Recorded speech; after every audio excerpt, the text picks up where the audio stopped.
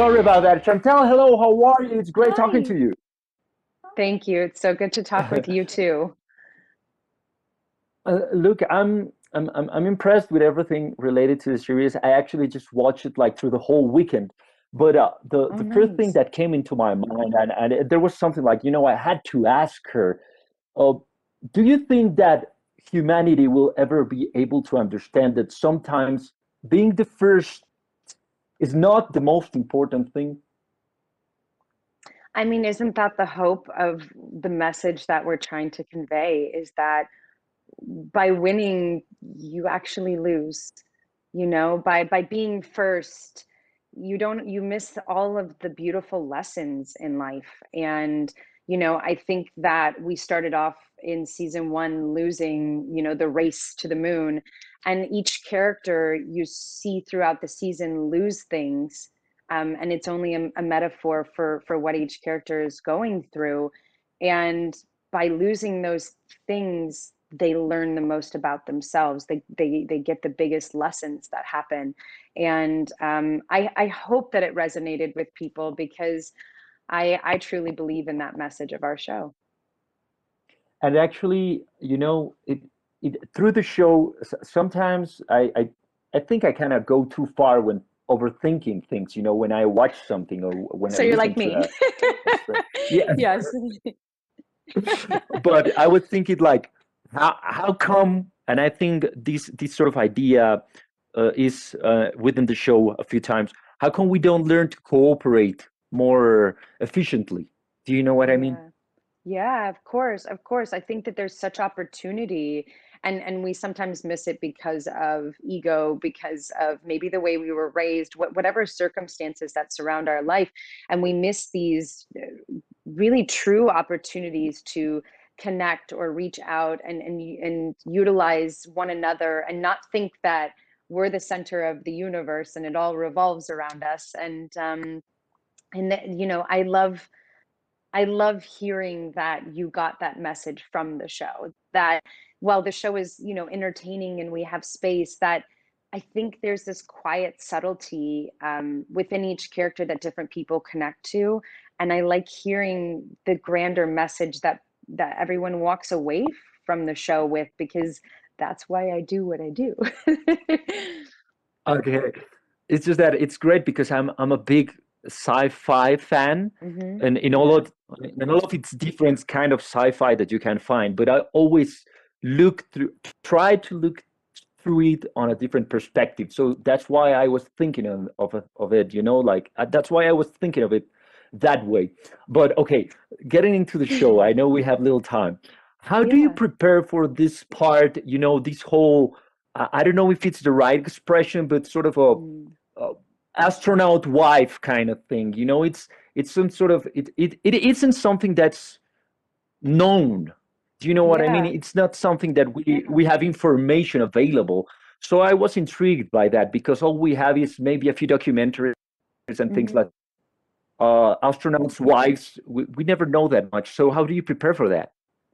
I mean, for me, I tried not, I didn't watch anything where people had played astronaut wives because for me, I Yeah. wanted to do justice to that role that they were playing. But at the end of the day, they're still human and they were real and they were relatable, even if it felt as though they were put on a pedestal above everyone. They had the same real life problems, they had the struggles. In fact, they had to cover it even more. So for me, I watched a lot of interviews and I watched the way that they presented themselves to the world. And then I knew that their human experience must be similar to that of my grandmother, or and so for me, I pulled a lot from the time period and the women of the time period, and the idea that the way that I would have to present myself would be different than how I actually felt, and kind of tiptoeing on that line and showing the cracks in it, like down to her fingernails. The fact that sometimes we see them bitten down to where they're bleeding because of her anxiousness. And that was kind of like a crack in her character and a way to show what was happening inside. But on the outside, everything was pretty and put together. So everything in her life must be great. And I like playing with that. You know, I love playing with the idea that we pass people on the street or we watch people and we think, oh, they have it all. Their life is so great. And in all actuality, they're just like us and barely holding it together. Once again, thank you very much and have a very nice day, okay? Yeah, you too. Thank you. Bye-bye. Bye. Okay, so my name is Julio Escovar. I'm from Radioacktiva, Colombia. So first of all, thank you very much for being with us. I really appreciate having the time to talk with you, with both of you, of course. Thank you for the visit, Julio. Okay,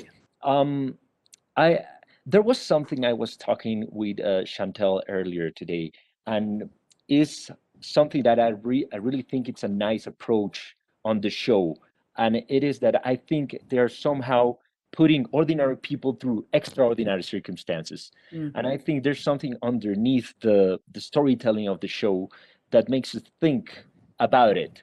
Am I going too far with this idea? Not at all. Not at all. Not at all. I think that's partly Ron Moore's sort of calling card. It's a staple of how he tells his stories, which is that he takes this sort of extraordinary backdrop, whether it's an event, whether it's a concept, whatever that is, and then pulls these characters into very ordinary situations within this extraordinary concept. I think it's something that he does brilliantly, and it's not, I don't think there's a lot of people that are as masterful as it is he is, to be honest with you. No, I think about it, Yeah, but that thing you mentioned, I think it's really interesting because also somehow we are sort of taking this fictional look behind the curtain of a part of history, you know, because it's still, you know, it of course the show has sci-fi and all that, but I'd like to think that it's also very grounded because there are lots of human elements that get into the story there, like your character, for example, Michael, the whole. I'm sorry, I wouldn't know how to say it right now in English. I think the guy is sort of an adrenaline junkie, right? Absolutely. And, Yeah. but you're developing a lot of things also through the show, and now with the upcoming second season, I'm constantly seeing how also the profiles of the characters are changing. Do I make myself clear with this? Absolutely. I think we look at happiness and what that means. And when you take a character like Gordo, happiness is born from comfortability. And like you said, he's an adrenaline junkie, so he's comfortable there. So that's where he's happy. And then when you take that away, he's forced to sort of reassess what it is that's giving him that happiness if he doesn't have that adrenaline. And that's where we pick up at season 2, is him at the start of that journey of rediscovering what is it that makes me happy. Does the whole perspective on creating a character and of course on acting changes when they are giving you the chance to act a different way of the true story as we know it? You know, you're giving the alternate side. Yeah. We were just talking about that as well. And I guess it puts today in yesterday in that sense, because it's alternate history. We're seeing 2021 in the 80s. Does that make sense? Yes, but you know, as we sort of know what happened originally, so we're seeing what's the type of what could have happened. Yeah. And I guess it gives you the writers a chance to take it wherever they want to go.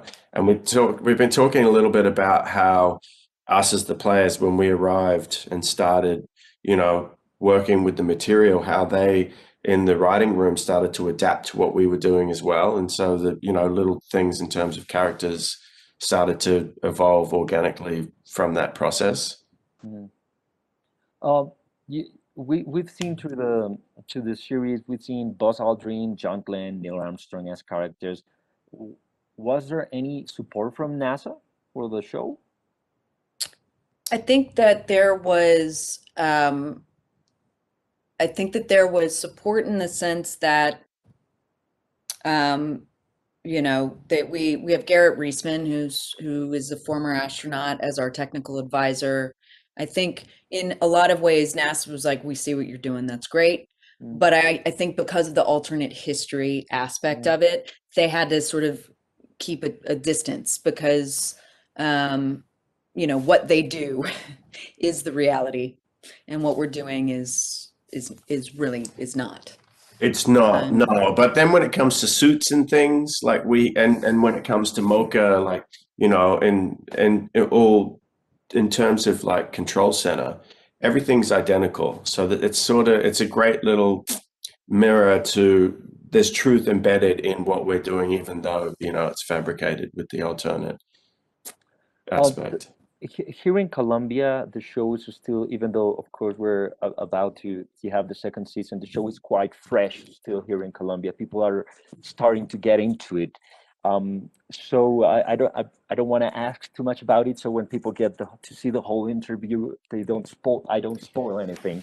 Yeah. Um, I love the tone of the show because I think so many things have changed through the episodes, and in particular, I think Sarah that there's this something very special going on with the female characters there. We spoke with sure. Chantel about it earlier, and I wanted to ask you about it too. How do you develop your character? Because well, we have both Aldrin, we have John Glenn, we have Neil. We always have men. Yeah, we've seen it. We've seen Yeah. it. We know what that's about. Exactly. Um, So.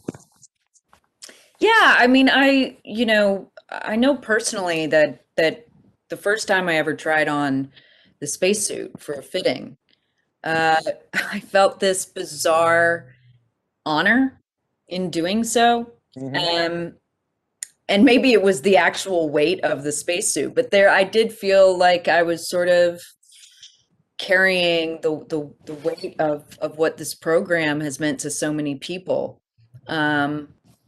Throughout history and throughout the world. And to be able to represent that in an artistic way was there was there was something oddly emotional about that, and I felt this sort of responsibility and privilege in that. And so I was really grateful to be able to portray portray an astronaut, and I hope that that I that it was a representation that other um people within the space program you know felt was accurate, and did a service to the position. Okay. Um, I wanted also to ask you both something I asked Chantel earlier today.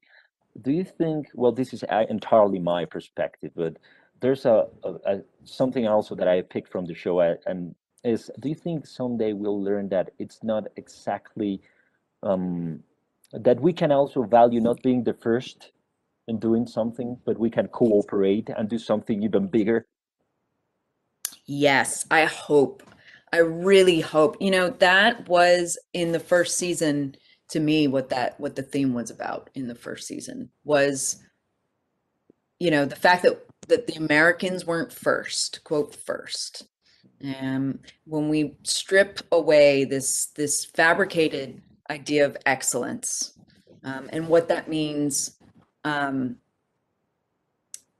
I mean, not just stripping the idea of excellence, but stripping away the concept of borders, you know, that this is for all mankind. And it's a concept that's bigger than a country, than a city, than a group of people, than fanatics. It's bigger than all of that. And certainly after the year that we've had collectively, on an international scale, I really hope that we do figure that out, and we do it sooner than later, in a lot of different ways, for the sake of our survival. But that was something that I really appreciated about the first season, was that I thought that it sort of presented that notion of, okay, when, you know, the way that you've been doing it for all this time, when it doesn't work, what are you going to do? You're going to dig your heels in and say, no, it has to work this way because this is how we've been doing it for however many years. Or are you going to take a step back, look at the big picture and go, you know what? Maybe if we listen to this person, maybe if we brought in this person, maybe if we thought about what this group of people had to say, or these experts had to say, maybe together we'll collectively be a lot more happy and healthier, as a human race. So sorry, I rambled a bit, Michael, but man, I hope I hope you're onto something, Julio. Yeah, I'd like to. I've sort of um, got that from the show too. I'm a big sci-fi fan, all kind of Yeah. sci-fi. I read about it, all classic books and all that. And when I started to watch the series, I always try to see a little what's underneath. And I think that sometimes I overthink stuff, but I say, okay, let's risk it and ask them. Yeah, No, I'm glad you did. I'm glad you did, because it was certainly something that I thought about often in the first season. Um, and certainly something that I think about now in reality, especially after this year we've all gone through. yeah, I totally get it. Sarah, thank you very much. Is there anything about it that you would like to add, Michael? Yeah, I guess I look at it like with Gordo. It comes back to in within him emotionally, he can't get through anything unless he first, acknowledges what the truth is, but then he needs help. He can't do it alone. And I think that sort of translates into the universal side of things, where no one can do anything alone. You have to do it together in order to move forward. And just purely on a character side of things, that's what has to happen for Gordo to get through it. Yeah, I think that's something that makes a piece of art great, that when you can take something else besides how entertaining it can be. But that's me just being poetic sometimes. But congratulations on the show. Looking forward for the second season. Several things are sort of in the air there, but I'm just we're just looking forward for more people here in Colombia to get hooked up with the whole story. So once again, thank you very much. Have a very nice Thank day. Great to see you, Julio. Lovely Thank you very chatting much. with you. Same. Bye bye. Bye. Take care.